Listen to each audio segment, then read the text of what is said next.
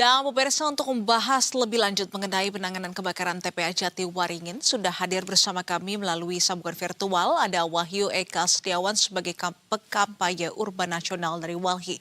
Selamat sore. Selamat sore. Baik, selamat sore Pak Wahyu. Dan langsung saja kalau dari analisa Walhi Pak Wahyu, apa sebetulnya yang menjadi penyebab utama terjadinya kebakaran di TPA Jatiwaringin yang sulit sekali untuk dipadamkan? Ya, terkait dengan penyebabnya, tentu yang menjadi masalah ini kan namanya TPA, tempat pemrosesan akhir atau tempat pengolahan akhir sampah. Yang jadi masalah ini tentu hasil tumpukan sampah yang menumpuk begitu, itu tercampur antara plastik dengan organik gitu, dan itu menghasilkan senyawa metana.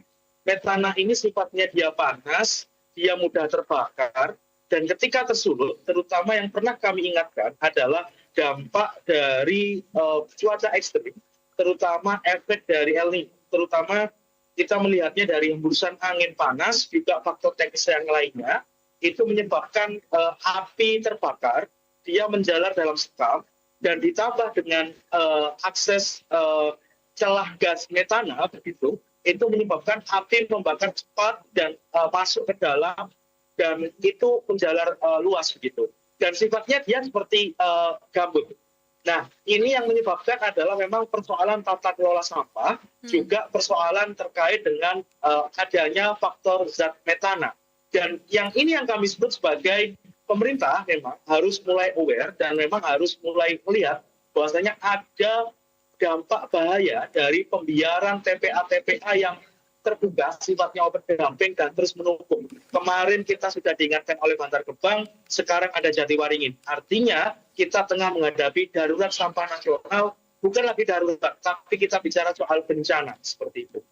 Baik, mengingat ini juga sudah berlangsung selama berhari-hari dan hingga hari ini baru sekitar 30% titik yang sudah berhasil dipadamkan begitu. Artinya dampaknya juga sudah mulai dirasakan oleh masyarakat sekitar, baik itu batuk dan juga gangguan pernafasan serta lainnya. Bagaimana kemudian Walhi memetakan resiko kesehatan jangka panjang bagi warga yang tinggal di sekitar TPA Jatiwaringin ini? Ya tentu kita akan menghadapi satu resiko yang kita sebut sebagai tadi, resiko kesehatannya adalah SPA, infeksi saluran pernafasan akut begitu, dan ini menjadi ancaman.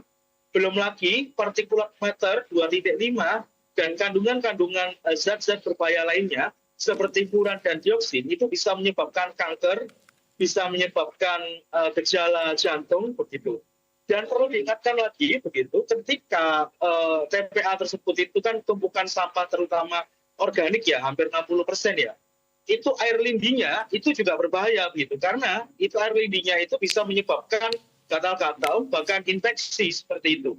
Dan yang menjadi catatan penting ketika terbakar, kan proses pemadaman ini kan menggunakan waterbombing, diploding air terus menerus, dan itu menggunakan air bersih begitu salah satunya, yang memang entah itu dari sungai maupun dari danau pulau begitu yang terdekat dengan TPA.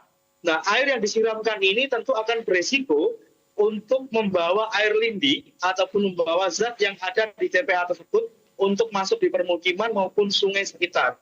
Dari kebakaran ini ada faktor asapnya yang akan mengganggu kesehatan, selain juga gangguan kesehatan sehari-hari begitu. Kedua adalah tentu dampak dari air lindinya, terutama ketika disiram air untuk pemadaman api begitu. Dan air lindinya ini nanti akan masuk ke pemukiman dan ini bisa meningkatkan resiko kesehatan seperti itu, Pak. Baik. Dan selain itu juga Pak Wahyu, kalau tadi Anda sebelumnya menyebut bahwa kebakaran ini juga merupakan akumulasi kegagalan tata kelola sampah. Nah, lantas kegagalan seperti apa yang paling terlihat dalam kasus TPA Jatiwaringin ini sehingga terjadi kebakaran yang cukup masif saat ini? Kegagalan yang paling pasti adalah pertama, kegagalan dalam hal ini mengelola tata kelola sampah nasional. Sudah ada Undang-Undang 18 tahun 2008.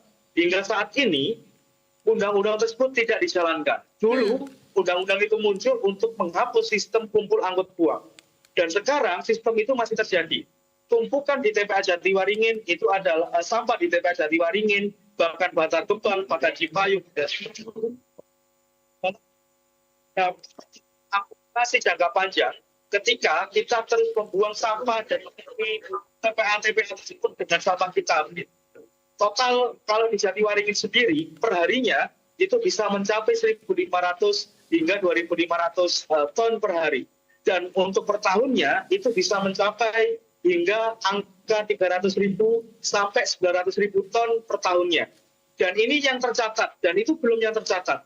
Artinya kegagalan ini adalah kegagalan dalam kita menekan sampah di hulu. Gitu.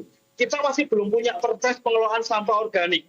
Kita masih belum punya aturan yang memang untuk menghalangi sampah organik ini menumpuk di TPA. Kita masih belum punya infrastruktur penunjang, terutama TPST 3R di tiap kelurahan maupun tenaga persampahan yang memadai begitu.